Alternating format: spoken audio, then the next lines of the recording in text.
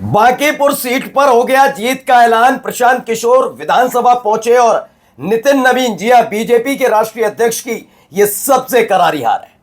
लेकिन क्या यह हार सिर्फ नितिन नवीन की है या फिर इस हार की वजह से किसी की कुर्सी जाने वाली है? जी हां, नाम है सम्राट चौधरी।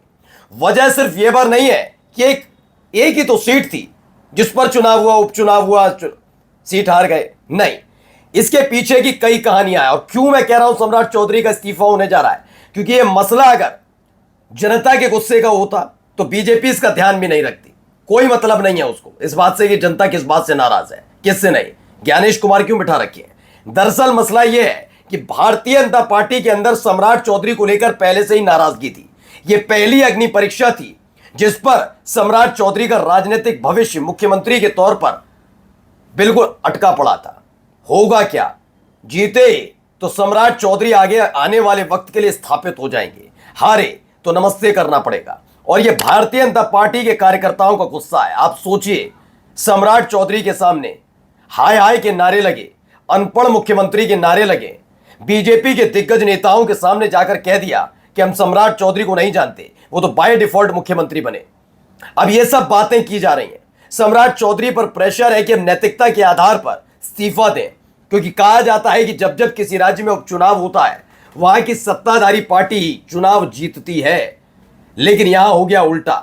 न केवल एक उपचुनाव, बल्कि न ही केवल यह कि सत्ताधारी पार्टी, बल्कि तीसरा महत्वपूर्ण बात यह कि जिस सीट से नितिन नवीन राष्ट्रीय अध्यक्ष रहे वही सीट ये हार गए। यानी कि पूरी तरह से साख और जो इज्जत है उसकी मट्टी पलीत हो गई। अब गुस्सा बीजेपी के अंदर क्या है वो दिखा रहा हूं। हाय हाय के नारे लगे हैं, हालत खराब हो गई, सम्राट चौधरी को वापस जाना पड़ा। नमस्कार, मैं हूं प्राज्वल गौतम और आप देख रहे हैं टाइम्स एक्सप्रेस।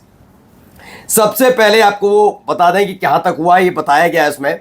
अब तक जब तक आप ये वीडियो देखेंगे शायद तब तक आप तक पूरा आंकड़ा आ भी जाएगा। लेकिन फिलहाल यह है कि नितिन नवीन की सीट से उनकी पार्टी के नीरज कुमार सिन्हा पीछे रहे हैं।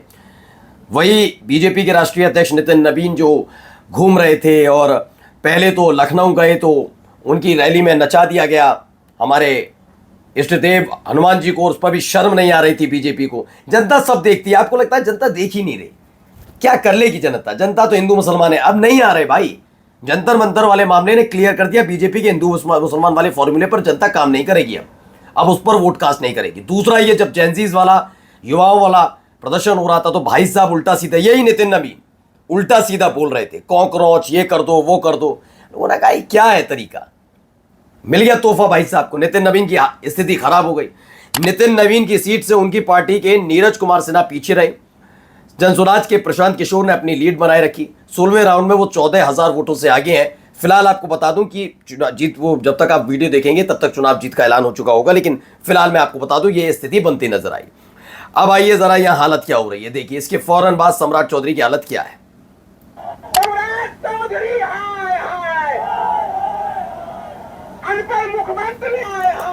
ये देखिए वापस लौट के सुनते ही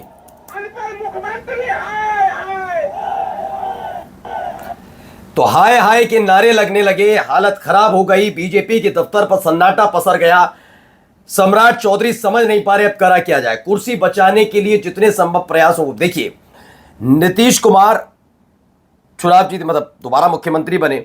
दोबारा क्या, चौथी बार मुख्यमंत्री, 5वीं बार मुख्यमंत्री बने 2005 से लेकर अब तक लगातार। वो जब पिछले साल चुनाव हुआ तो नीतीश कुमार मुख्यमंत्री बने थे और जिद करके बीजेपी ने गृह मंत्रालय न केवल अपने पास रखा बल्कि सम्राट चौधरी को दिया। नाराजगी जेडीयू में थी, बहुत जबरदस्त दी, तब बीजेपी में इतनी नहीं थी। तब सम्राट चौधरी को लेकर नाराजगी थी, गृह मंत्रालय क्यों दिया। और उसकी नाराजगी का इजहार तब हुआ था जब ताबड़तोड़ वहां पर वारदातें होने लगी।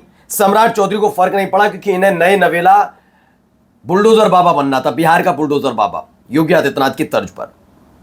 इन्हें एनकाउंटर वाला बाबा बनना था। फिर आई स्थिति कि भाई नीतीश कुमार को हटाओ और अपने खाते में लेकर आओ मुख्यमंत्री पद। कई बीजेपी के नेताओं ने इसके लिए फील्डिंग शुरू की कि भैया इतने सालों से, जब भाई ऐसा थोड़ी ना बीजेपी का बिहार में कुछ है ही नहीं, बिहार में है, हाँ आती सत्ता में तभी है जब गठबंधन के सहयोगियों के साथ लड़े, वरना अकेले तो नहीं जीत पाएगी। लेकिन जितना भी है, बीजेपी के बड़े बड़े बहुत बुजुर्ग नेता भी है, उनको उम्मीद थी कि अब जब नीतीश कुमार का कार्यकाल खत्म हो रहा है और एनडीए के तहत बीजेपी के कोटे में मुख्यमंत्री पद आ रहा है तो इस बार उन्हें मुख्यमंत्री बनने का मौका मिलेगा। किसी भाजपाई, खांटी भाजपाई, कट्टर भाजपाई को मिलेगा, लेकिन नहीं, आरजेडी से आए हुए सम्राट चौधरी को मुख्यमंत्री बनवा दिया मोदी शाह के कहने पर। नाराजगी तब से ही चल रही है। यह सोचा जाता ना कि हमने जो कह दिया कर क्या लेगा कोई, है क्या करेगा कोई, चुप रहो, ये वाली स्थिति नहीं है बीजेपी में। वो तब थी जब 14 वाली थी, जब थी तब 19 वाली। 2024 में 240 सीटों के बाद ये स्थिति रही नहीं है। अंदर खाने ही सही, लेकिन अब इसकी चर्चाएं होती हैं कि ये जबरदस्ती फरमान जारी करते हैं, अपनी मनमर्जी के व्यक्ति को बिठाते हैं और बिड़ा कर कराते हैं, जैसे राजस्थान में भजन लाल शर्मा, जैसे मध्य प्रदेश में मोहन यादव। अब हर तरह से ऐसी आवाजें उठ रही हैं। अब हालत यह है कि सम्राट चौधरी बंद हो गए, उसके बाद मुख्यमंत्री बने तो नाराजगी थी, आपने देखा, फिर भी वारदातें होती रही। अभी तो AK-47 चला दी गई, उस पर भी कोई दिक्कत नहीं। एक वक्त दिया गया था कि अग्नि परीक्षा पास करो, पहली अग्नि परीक्षा, उसमें फिसड्डी साबित हुए। हाय हाय के नारे लग रहे हैं। जरा यहाँ सुनिए क्या कह रहे हैं बीजेपी कार्यकर्ता। सम्राट चौधरी को हम लोग सम्राट चौधरी को नहीं जानते हैं, नहीं बनाया है उनको। सही बात है, बाकी डिफॉल्ट बना है, बहुत उम्मीद के साथ आए। तो रविशंकर प्रसाद, ऐसा भी नहीं कि कोई आरजेडी के नेता के पास जाकर ज्ञापन दिया जा रहा हो और ये कहा जा रहा हो कि तेजस्वी जी हम आपको ही मुख्यमंत्री मानते हैं, ऐसा नहीं है। रविशंकर प्रसाद के पास गए, रविशंकर प्रसाद से साफ साफ कह दिया सम्राट चौधरी को जानते ही नहीं, हम मानते ही नहीं वो मुख्यमंत्री है, बाय डिफॉल्ट बना हुआ मुख्यमंत्री है।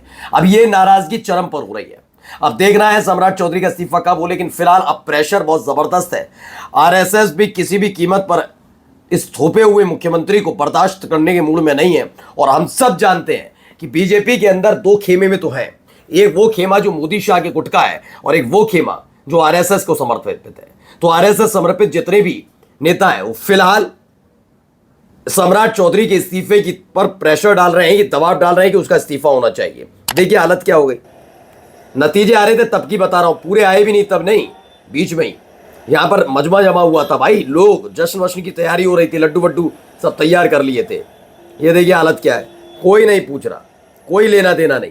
बांकीपुर विधानसभा सीट पर हुए उपचुनाव के बाद उल्टी गिनती जो है वो सम्राट चौधरी की मुख्यमंत्री पद की चल रही है। नाराजगी चरम पर है। फिर कहता हूं कि नहीं फर्क पड़ता विपक्ष क्या कहे, जनता क्या कहती है, इन्हें फर्क पड़ता है कि वाकई अगर बीजेपी में दो फाड़ हो गई तो जिस तरह से बीजेपी ने हैंडल किया, बिहार के अंदर भी छात्रों पर गोली चली AK-47 से, वो पहली दफा था।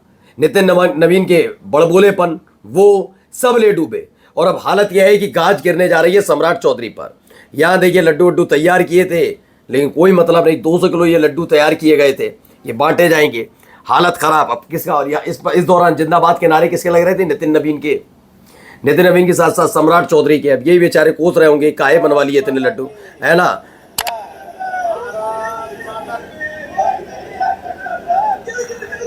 देखिए जन स्वराज के दफ्तर पर जश्न।